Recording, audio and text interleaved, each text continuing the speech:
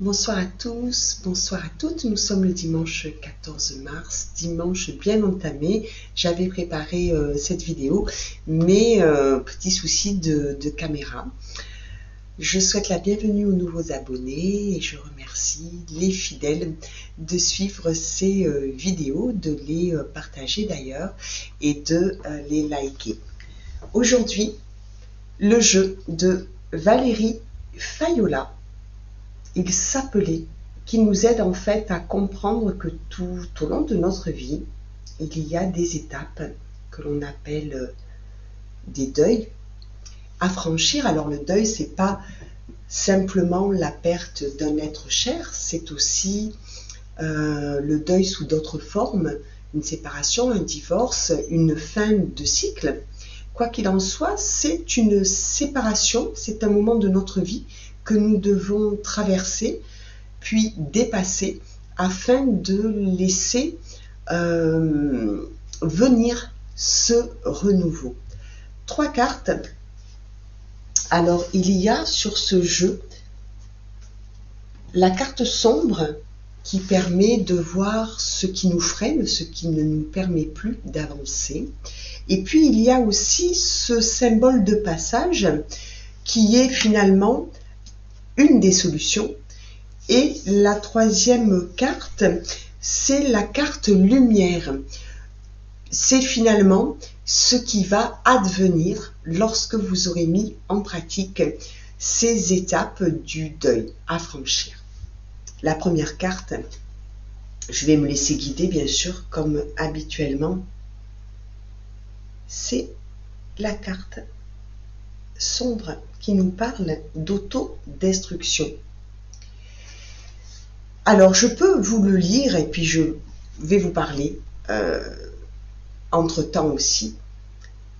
Cette autodestruction permet, de manière illusoire bien sûr, de garder le contrôle sur la douleur qui vous frappe. Soyez honnête en vous posant les bonnes questions. Est-ce juste pour moi de m'infliger cette blessure sans cesse? Cela me permet-il d'exister à travers celle-ci? En effet, si c'était juste ça, cette autodestruction, cet auto-sabotage qu'on est souvent amené à mettre dans sa vie de façon à rester dans sa zone de confort, à ne pas aller vers ce renouveau qui nous attend. Parce que le renouveau, bien sûr, ça fait peur. Il est temps d'accepter, de lâcher prise, de vous laisser submerger par vos sentiments, même si cela vous fait peur. Affronter permet de conscientiser et de dépasser. Pleurer, crier, mais accepter consciemment de passer en douceur de l'autodestruction à l'autoconstruction. Ressentez cette pulsion que l'on nomme amour. Elle vous transporte et n'attend qu'une chose, vous montrer le chemin de la vie, du bonheur. Se sentir vivant, c'est à ce prix-là. C'est accepter de laisser en arrière ce dont on n'a plus besoin. Ce n'est pas facile parce que bien sûr ça demande du courage d'oser affronter ce qui nous rend tristes, mais par exemple la tristesse, c'est une émotion, ce n'est pas un trait de caractère, tout comme la colère, tout comme la peur, ce sont des émotions et nous ne sommes pas ces émotions. Cela veut dire que ces émotions sont passagères et que lorsque l'on va accepter de réfléchir un petit peu à ces émotions, on va arriver petit à petit, je vais vous donner une astuce au moins à travers cette vidéo, et bien lorsque l'on arrive à mettre une conscience sur un mot, tristesse, colère, peur, on arrive à remonter jusqu'à l'origine. Et à ce moment-là, il y a un travail qui peut commencer. Soyez heureux. Il est possible, même si vous pensez le contraire, de dépasser toutes ces émotions.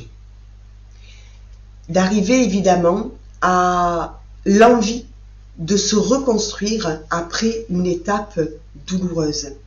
Mais bien sûr, la fin d'un cycle amène toujours ce renouveau. Et ce n'est pas facile, bien sûr, de s'imaginer qu'il y a quelque chose derrière et puis que ce soit l'inconnu. Bien sûr, c'est humain, mais nous sommes heureusement humains et divins. Donc les peurs, une fois qu'on met le doigt dessus et que l'on y réfléchit, on arrive justement à les dépasser.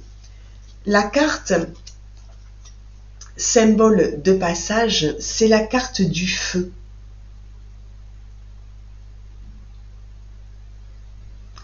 La carte du feu. Alors là, tout de suite, me vient un exercice que je vais vous expliquer.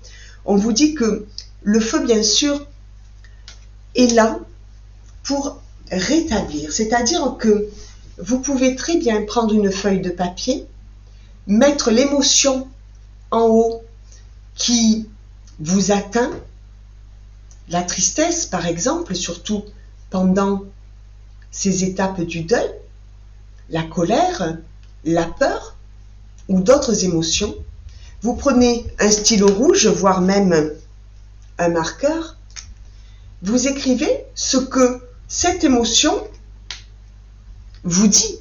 C'est-à-dire que vous êtes dans un état méditatif pour faire cet exercice et vous réfléchissez en votre fort intérieur à ce que cette émotion vous fait vivre. Et je dirais vous fait vibrer même. Parce que cette émotion-là, vous allez la vibrer. Et c'est la raison pour laquelle il est utile de s'en débarrasser. C'est-à-dire qu'il y a parfois des personnes qui, face à nos émotions, ont tendance, bien sûr par ignorance, ont tendance à faire de cette émotion une étiquette, c'est-à-dire qu'on arrive presque à penser que l'on est né en colère, ou que l'on est né triste, ou que l'on est justement dans notre caractère peureux ou peureuse. Mais en fait, cette émotion, sur l'instant T,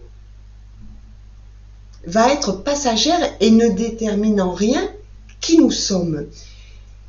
C'est la raison pour laquelle il est important de conscientiser et de se dire, voilà, ma tristesse a une origine. La cause, la voici. Et à ce moment-là, dans cet état méditatif, vous pouvez réfléchir sur pourquoi cette tristesse, pourquoi cette colère, qu'est-ce que c'est qui me met en colère? Je ne suis pas tout le temps en colère, ce n'est pas vrai. Il y a des choses qui me vont à l'âme, qui me pincent le cœur, qui me ferment le plexus solaire parce que je n'ai pas digéré certaines choses. Qu'est-ce que c'est? En mettant une conscience sur cette feuille de papier, vous allez écrire, poser le stylo, vous relire. Tristesse, pour telle et telle raison, des mots, des prénoms peut-être, des situations, des bribes de ce que vous avez pu traverser par rapport à cette émotion. Une fois que vous avez relu une feuille, 2 feuilles, que en recto, pas en verso, vous pouvez faire 3 feuilles, 4 feuilles, peu importe. Vous déversez ce à quoi cette émotion vous fait penser.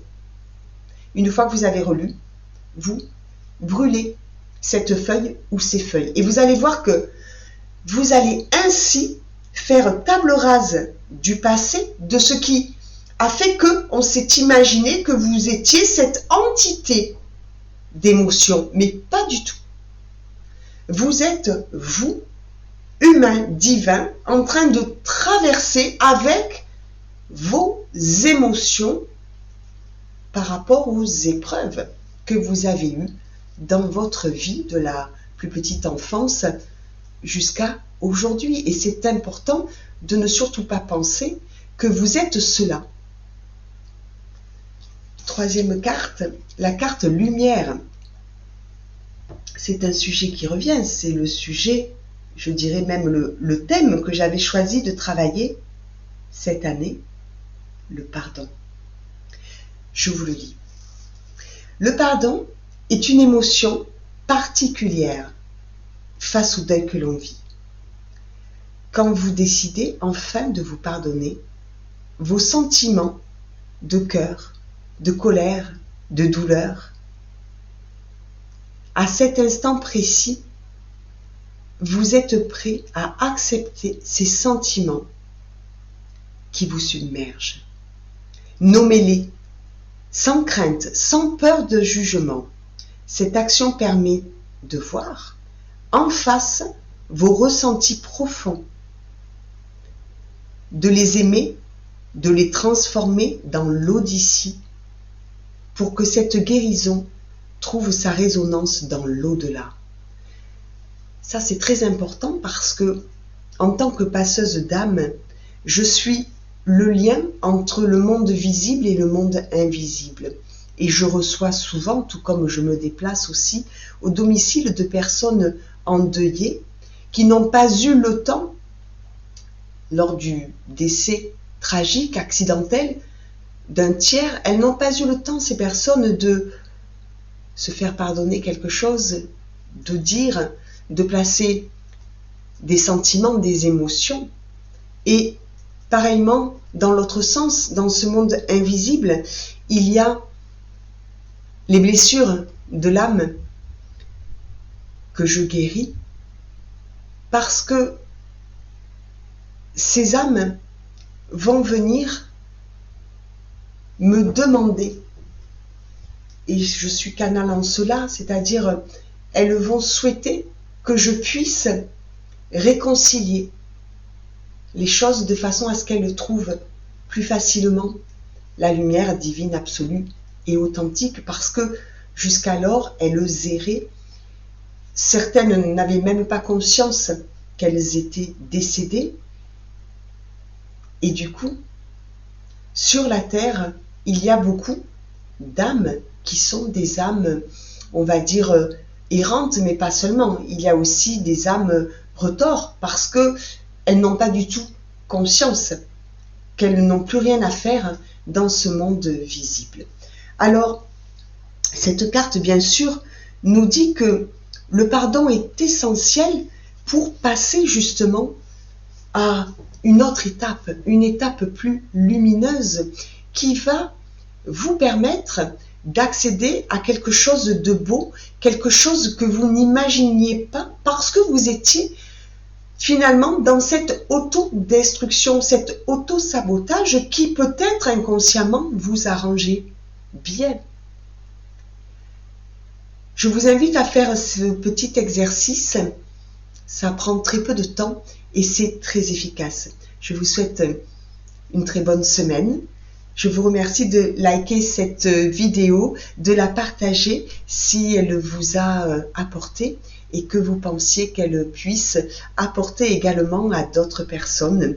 Vous avez mes coordonnées en bas de la capsule et n'hésitez pas vraiment à me faire part de vos commentaires, de vos ressentis que j'ai d'ailleurs le plaisir de lire dans vos nombreux mails. À bientôt.